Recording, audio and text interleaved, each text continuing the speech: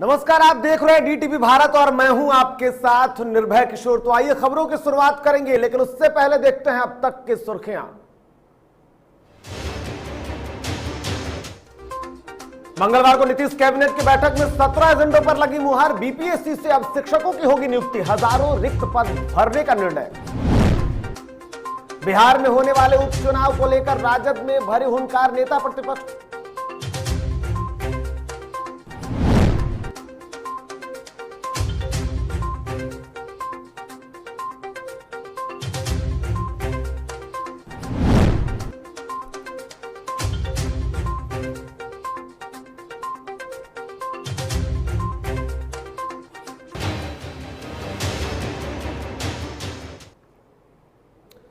तो आइए खबरों पर विस्तार से नजर डालते हैं और सबसे पहले बात राजधानी पटना की नीतीश कैबिनेट की बैठक की। राजधानी पटना में मंगलवार को नीतीश कैबिनेट की अहम बैठक हुई।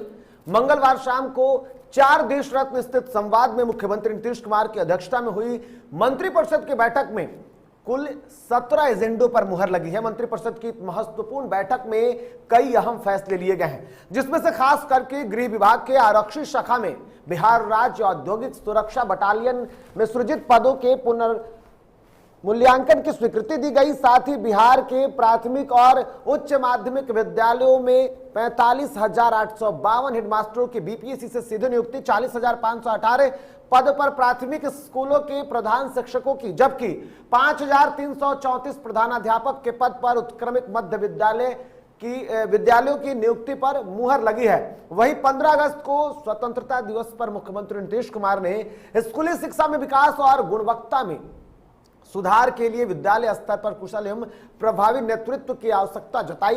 प्राथमिक विद्यालयों में प्रधानाध्यापक और संवर्ग और उच्च माध्यमिक विद्यालयों में प्रधानाध्यापक संवर्ग का गठन करने की घोषणा की थी, जिसके बाद अब इस पर कैबिनेट की मुहर लग गई है। इधर बिहार में विधानसभा के 2 रिक्त पदों पर होने वाले उपचुनाव को लेकर आरजेडी ने अभी से ही तैयारी शुरू कर दी है। मंगलवार को पार्टी कार्यालय में खगड़िया क्षेत्र से आने वाले मनोहर कुमार यादव को आरजेडी की सदस्यता दिलाने के बाद तेजस्वी ने उपचुनाव को लेकर हुंकार भरी। तेजस्वी ने कहा कि इन दोनों सीटों पर महागठबंधन का कब्जा होगा। बिहार विधानसभा चुनाव में कुछ सीटों पर बेईमानी कर महागठबंधन के उम्मीदवारों को हरवाया गया था, लेकिन इस बार हमारी जो जीत होगी वो पक्की है। साथ ही उन्होंने सभी नेताओं को परिवार बताते हुए मजबूती के साथ सभी को साथ रहने की अपील की।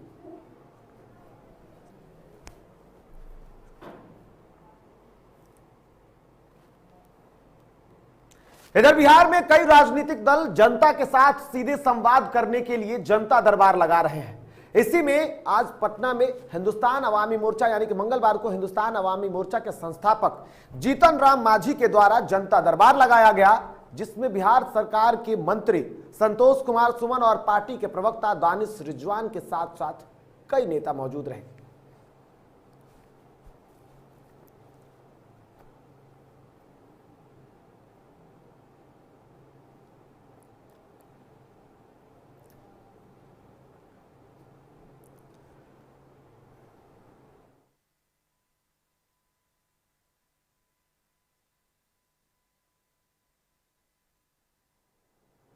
बिहार में बाढ़ प्रभावित इलाकों की स्थिति का जायजा लेने के लिए 6 सदस्यीय केंद्रीय टीम इन दिनों बिहार दौरे पर थी। ऐसे में 2 दिवसीय बिहार दौरे के दौरान केंद्रीय टीम ने मंगलवार को भागलपुर और नवगछिया का हवाई सर्वेक्षण किया। आपको बता दें कि गृह मंत्रालय के संयुक्त सचिव राकेश कुमार सिंह के नेतृत्व में बाढ़ प्रभावित इलाकों का टीम ने जायजा ले लिया है। वहीं बाढ़ प्रभावित इलाकों का निरीक्षण कर केंद्रीय टीम ने समरनाले स्थित बैठक की और साथ ही साथ दिल्ली के लिए रवाना हो गई। आपको बता दें कि बिहार के बाढ़ प्रभावित इलाकों का जायजा लेने के लिए केंद्र की 6 सदस्यीय टीम सोमवार को ही पटना पहुंची थी और मंगलवार को भागलपुर और नवगछिया में हवाई सर्वेक्षण कर बाढ़ से हुए नुकसान का टीम ने आकलन किया है। पटना में आपदा प्रबंधक विभाग के साथ पिछले दिनों बैठक के बाद केंद्रीय टीम जो हुई थी, जिसमें साफ तौर पर तस्वीरें दिखी थी, ऐसे में मंगलवार को भी केंद्रीय टीम की बैठक हुई थी आपदा प्रबंधक विभाग के, और उसके बाद इस बैठक के बाद टीम जो है वो दिल्ली के लिए रवाना हो गई। आपको बता दें कि सोमवार को बाढ़ से हुई क्षति का आकलन जो है वो आपदा प्रबंधक विभाग के अधिकारियों ने केंद्रीय टीम के साथ की थी और विस्तृत ब्यौरा देते हुए 3,763.85 करोड़ रुपए के नुकसान की जानकारी दी थी।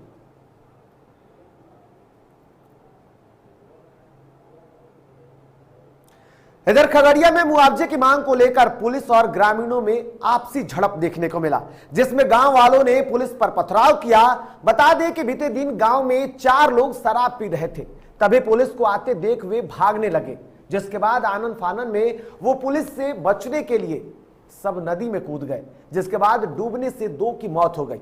वहीं एक व्यक्ति अब तक लापता है, जिसके बाद काफी खोजबीन के बाद आज गांव के लोगों ने प्रदर्शन कर दिया और इसको लेकर के 100 गांव वालों ने रोड पर रखकर प्रदर्शन किया।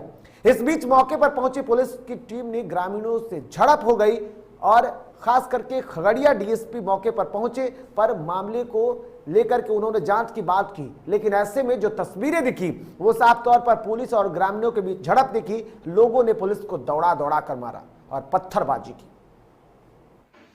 गंगौर पुलिस रात में गश्ती के लिए निकली थी। उसी समय बेला बांध पे 4 आदमी शराब पी रहे थे। पुलिस गाड़ी को देखकर चारों ने वहां से भागा। एक आदमी बांध में सटे नदी में कूद गया, जिससे उनकी मृत्यु हो गई।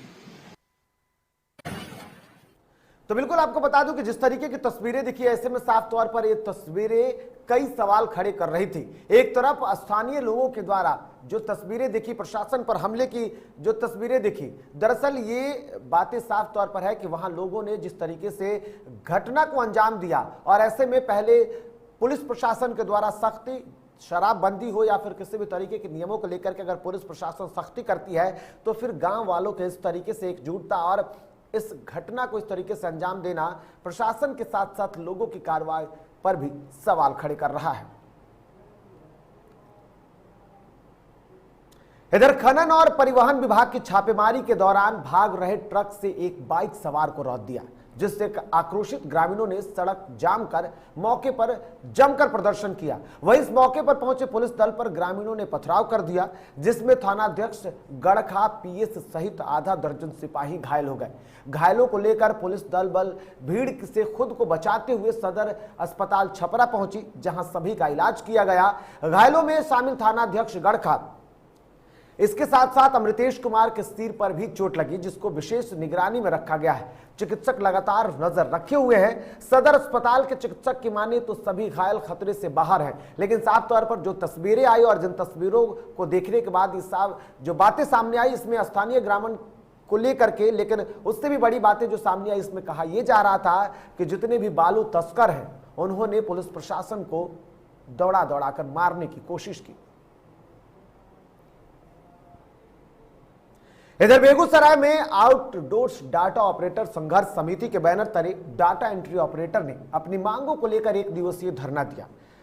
जिले के समाहरणालय के मुख्य द्वार पर डाटा एंट्री ऑपरेटर धरने पर बैठे। ऑपरेटरों का आरोप है कि आज जो मंगलवार को, यानी कि मंगलवार को शाम 7 मार्च से उन लोगों को वेतन का भुगतान नहीं किया जा रहा था, जिसके बाद उन्होंने प्रदर्शन की बातें की। साथ ही साथ जब पूर्व में ही वेतन दिया जाता था तो बाकी अनियमितताएं भी दिखी थी। किसी माह में कम या फिर किसी माह में थोड़ा अधिक वेतन दिया जाता था। डाटा एंट्री ऑपरेटरों ने स्वास्थ्य विभाग प्रबंधन पर आरोप लगाते हुए कहा कि उनसे लगातार काम लिया जाता रहा, लेकिन उनकी समस्याओं की ओर विभाग ने कभी ध्यान नहीं दिया। 7 माह का वेतन नहीं मिला अभी तक तो, इसलिए हम लोग हड़ताल पे हैं।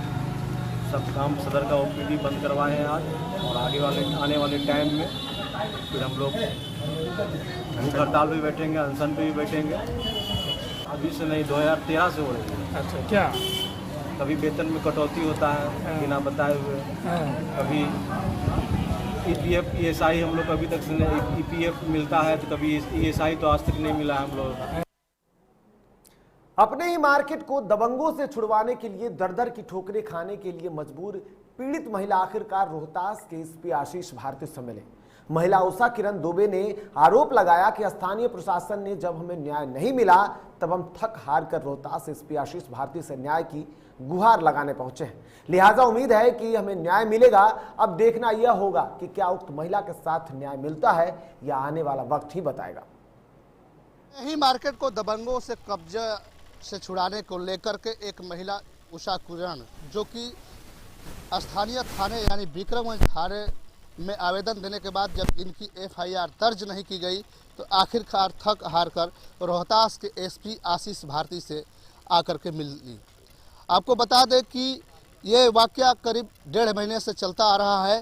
कभी थाने तो कभी अंचल तो कभी यहाँ तो कभी वहाँ। आखिरकार थक हार कर जो महिला हैं उषा किरण दुबे यहाँ रोहतास के एसपी आशीष भारती से आकर मिलती हैं। आइए हम इनसे बात करते हैं और जानते हैं कि आशीष भारती जो रोहतास के एसपी हैं उन्होंने क्या आश्वासन दिया है। क्या आश्वासन दिया उन्होंने? बोले कि हम थाना प्रभारी को वहाँ से आपका हम जांच करवा रहे हैं, इसके बाद हम फिर जो होगा सो करेंगे। अब हम क्या करें, अब तो हम अपने दर दर भटक रहे हैं कि सर ऐसा हुआ वैसा हुआ, सब लोगों के पास गिड़गिड़ा रहे हैं। यहाँ तक कि विक्रमगंज थाना प्रभारी को हम पैर तक पकड़ लिए कि सर मेरा न्याय दिलवा दीजिए, मैं सच्चाई पर हूँ, मैं सच्चाई से आपके पास आई हूँ, तभी सर नहीं सुने थाना प्रभारी। आपका जो मार्केट है उसमें कब किराया लोग जो उसमें दुकानदार है कब तक दिया आपको किराया? जब से मेरे दखल में था तब तक वो हम लोगों को किराया दिया। इसके बाद जब हमारे हस्बैंड डेथ कर गए उसके 6 महीने के बाद वो लोग किराया देना बंद कर दिया।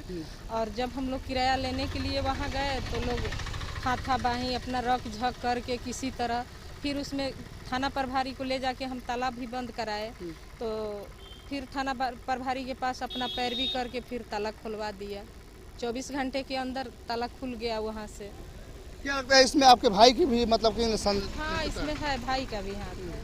भाई अपना कह रहा है उन लोगों को फ्री में रखा है, किराया नहीं ले रहा है, कि महिला है उसको जोर जबरदस्ती करके किसी तरह उसको पीछे हटाया जाए और हम दूसरे को बेच देंगे। तो मार्केट के लिए आपने इकरारनामा में कितना पैसा दिया? 14 लाख दिए हैं सर, हमारे हस्बैंड दिए थे। 14 लाख दिए थे। वो अपना पूरा कागज पत्र वो भी साइन किया और उनकी पत्नी भी साइन की, सब अपना साइन वाइन करके उसको 2 किलो खुरमा उरमा सब लेके गए वहाँ। पैसा दिए, खुरमा दिए कि चलिए ये भी बेच रहा है हमको तो हम इसको खुश करके ले रहे हैं। अब वो नहीं जाने कि हम डेथ कर जाएंगे या हमारे पत्नी बाल बच्चा के साथ ऐसा होगा। क्या लगता है कि यहाँ आप एसपी साहब के पास आई हैं तो क्या उनके बातों से क्या लगा कि न्याय मिल सकता है? वो तो उम्मीद दिला रहे हैं कि न्याय मिलेगा। अब तो थाना प्रभारी पर उन पर अब डिफेंड करेगा। आपकी बातों को पूरी तरह से सुनी गई है यहाँ पे? नहीं, पूरी तरह से नहीं सुने। हम अपना आवेदन दिए हैं, आवेदन के बाद अब जो करें, जो कानूनी कार्रवाई करे। या इकरारनामा का जिक्र आपने किया था? हाँ किए थे। तो बोले कि आप 14 लाख रुपया आपके भाई ले गया था ना, आपका भाई के दिया हुआ है, हम उसको जांच करा रहे हैं। क्या सच्चाई है क्या झूठाई है। जी अपना नाम बताइए। उषा किरण दुबे, मेरा गांव टकनपुरा है, पोस्ट कुसुमरा है, थाना सूरजपुरा है। ये मैटर खैरा भुंदर का है, नटवार के बगल में, मार्केट नटवार ही में है। तो ये थी महिला उषा किरण दुबे जिन्होंने यहाँ रोहतास के एसपी आशीष भारती से आकर मिलती है और एसपी के द्वारा जो निर्देश इनको मिलता है, आश्वासन मिलता है कि हम जांच करवाते हैं। इस वक्त हम मौजूद हैं रोहतास जिले के डेहरी स्थित एसपी कार्यालय के पास और यहाँ पर ये महिला आई हुई है और अपनी फरियाद को लेकर के आवेदन भी इन्होंने दिया है। इधर बेगूसराय में पारा विधिक सेवा प्राधिकार और न्यायालय कर्मियों के द्वारा मंगलवार को जागरूकता रैली का आयोजन किया गया। दरअसल बेगूसराय में 11 सितंबर को राष्ट्रीय लोक अदालत का कार्यक्रम पूर्व निर्धारित है। इस लोक अदालत के माध्यम से भूमि विवाद, ऋण बैंक संबंधी बिजली के मामले सहित विभिन्न मामलों का निष्पादन किया जाएगा। इसमें निःशुल्क प्रभावित लोग भाग ले सकेंगे। प्रभावित लोगों के बीच जागरूकता लाने के लिए ही शहर में घूम कर प्राधिकार के कर्मियों के द्वारा जागरूकता फैलाया गया। लोगों से अपील की गई कि बड़ी संख्या में लोग आए और अपनी समस्याओं का निदान करवाएं। रैली का उद्देश्य यह है कि लोगों में सर्वसाधारण में यह मैसेज जाए कि दिनांक 11 सितंबर को राष्ट्रीय लोक अदालत का आयोजन किया जा रहा है। उसमें लोग ज़्यादा से ज़्यादा लाभ उठाएं और जागरूक रहें, अपने मामलों का निष्पादन कराएं। ऐसे मामले जो आपराधिक हों या सुलहनीय प्रकृति के हों, उनका निष्पादन वो न्यायालय में आकर के करा सकते हैं। इसके लिए हमने प्री काउंसलिंग का भी आयोजन किया है, जो दिनांक 25 अगस्त से लेकर के 10 सितंबर तक चलेगा और इसमें भी आकर के वो अपने मामलों का निष्पादन करा सकते हैं। दिनांक 11 तारीख को भी राष्ट्रीय लोक अदालत का आयोजन किया जा रहा है। दिनांक 11 सितंबर को भी आकर के सारे लोग यहाँ पर अपने मामलों का निष्पादन कर सकते हैं। इसी हेतु आज जागरूकता रैली का आयोजन किया गया है। और यहाँ वक्त हो चला एक छोटे से ब्रेक का, जल्द लौटते हैं।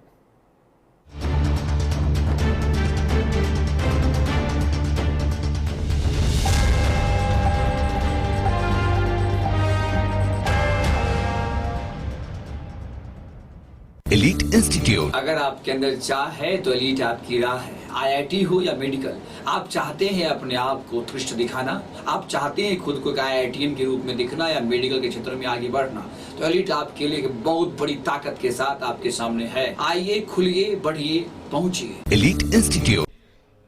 घर चाहिए, मकान चाहिए कि चाहिए दुकान,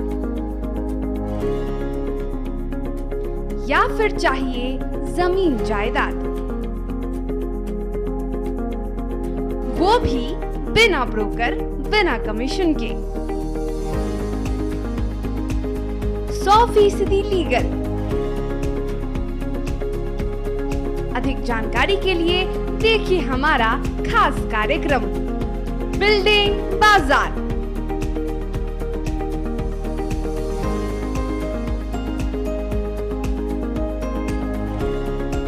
finance expert engineer Madan Gupta के साथ सिर्फ DTV भारत पर, शनिवार और रविवार रात 8:30 बजे।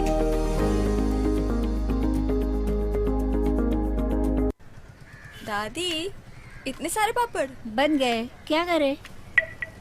कच्चा पापड़, पक्का पापड़, एक्स्ट्रा पापड़, इंस्टा पापड़, टक्कर दादी की छत का पापड़ विद ऑनलाइन प्रेजेंस बन गया धाकड़। फोन पे करके ऑर्डर ही ऑर्डर, सब वाह हो गए इसको खाकर। कच्चा पापड़, पक्का पापड़, चंडीगढ़ to चेन्नई बढ़िया सापड़। कच्चा पापड़, पक्का पापड़, एक्स्ट्रा पापड़, इंस्टा पापड़। बिजनेस बढ़ाओ इंडिया के फास्टेस्ट 4G के साथ।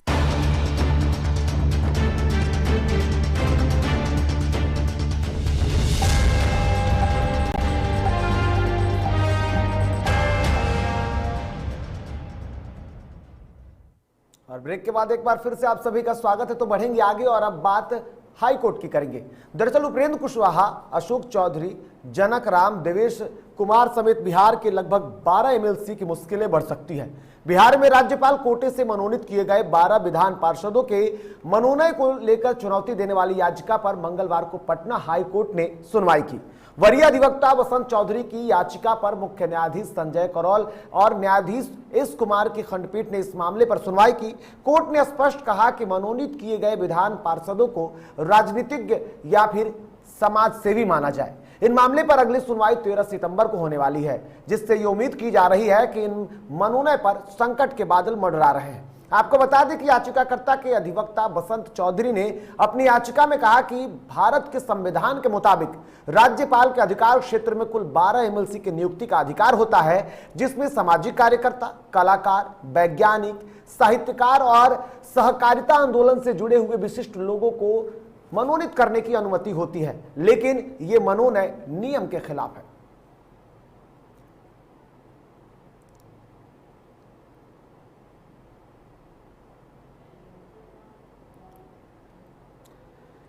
पुराणों और कई महाग्रंथों में लिखित घटित घटनाएं, कहानियां आज भी प्रसिद्ध हैं। कई कहानियों के साक्ष्य अब भी मौजूद हैं जो बीते काल की कहानियों को स्मृति पटल पर उकेरती है। ऐसे ही एक कहानी है रामायण काल की, जो पश्चिमी चंपारण जिले के बगहा से जुड़ी हुई है। ये रिपोर्ट देखिए।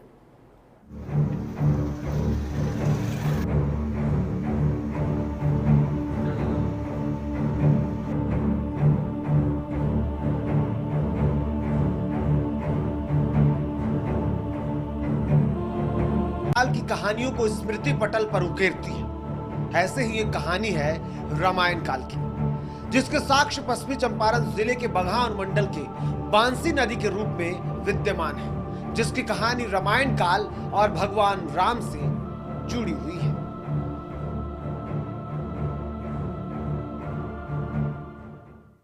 क्या विशेषता है?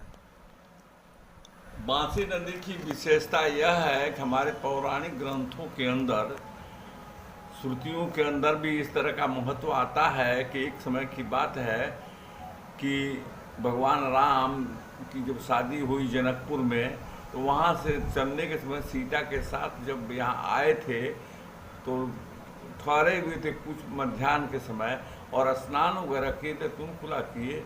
उसके बाद से यह नदी जो है पावन हो गई, और उसकी पवित्रता के कारण अभी भी स्नान कार्तिक पूर्णिमा के अवसर पर लगता है बराबर, और लोग स्नान करने जाते हैं। लेकिन इसकी महत्ता और भी शास्त्रों के अंदर वर्णित है। इसको लघु हिरण्यगर्भा भी कहते हैं। नारायणी का एक अंश है। नारायणी की एक शाखा थी जो ये गंडकी है, उसी का उपनाम नारायणी है। हिरण्यगर्भा भी है, जहाँ शालिग्राम नदी बिहार की सीमा के पास से यह गंडक से निकल करके और प्रवाहित होते हुए यहाँ बांसी होकर के निकल जाती है। इसका नाम यहाँ बांसी नदी है।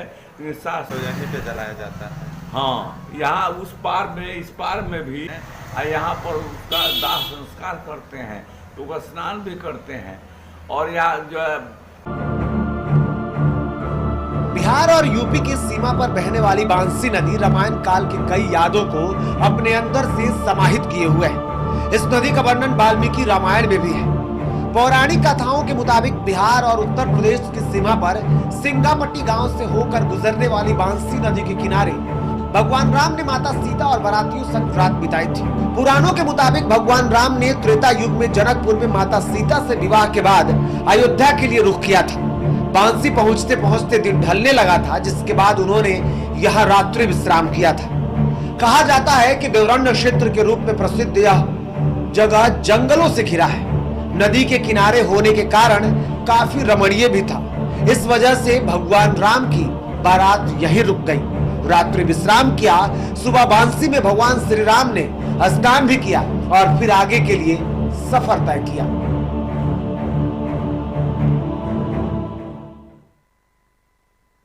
नदी की क्या विशेषता है? देखा जाए, बांसी नदी की विशेषता आज से नहीं है, बहुत पहले से है। और बांसी नदी, जैसा कि हमारे पूर्वजों और ग्रंथों में भी इसका जिक्र किया गया है, और ऐसा माना जाता है कि जब भगवान श्री राम जनकपुर से माँ सीता के साथ विवाह करके और लौट रहे थे, से स्थित एक जगह है जहाँ माँ जानकी ने विश्राम किया था, रात्रि विश्राम किया था, और सुबह यहाँ स्नान करके और उसके बाद यहाँ से अयोध्या के लिए प्रस्थान की थी।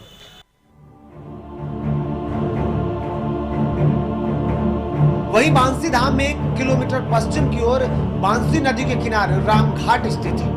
कहते हैं कि यही भगवान राम के रुकने का स्थान था। यहाँ एक रावटी डालकर भगवान ने रात बिताई थी, यानी कि भगवान श्री राम यहाँ पर एक रात के लिए वास किए थे, जिसके बाद इस नदी का नाम बांसी नदी पड़ गया। वहीं मां जानकी के रुकने वाले स्थान का नाम जानकी नगर पड़ गया है।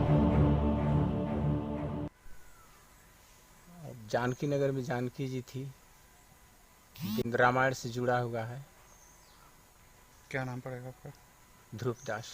बिहार की सीमा में बहने वाली बांसी नदी में एक डुबकी लगाने से काशी में 100 बार जाकर स्नान ध्यान करने का लाभ मिलता है। हालांकि पिछले कुछ दिनों से बांसी नदी का क्षय होने और संकरा होने को लेकर अब केंद्र सरकार भी विशेष पहल करने वाली है, जिसको लेकर स्थानीय लोगों में खुशी की लहर है।